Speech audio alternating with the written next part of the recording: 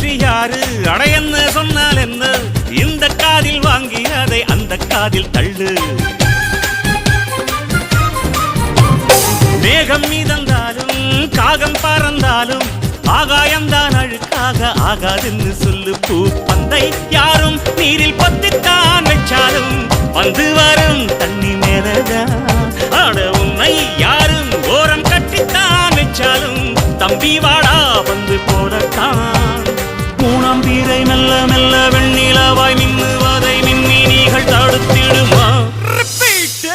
சக்தி எல்லாம் ஒன்று சேர்ந்தாரே சொர்க்கம்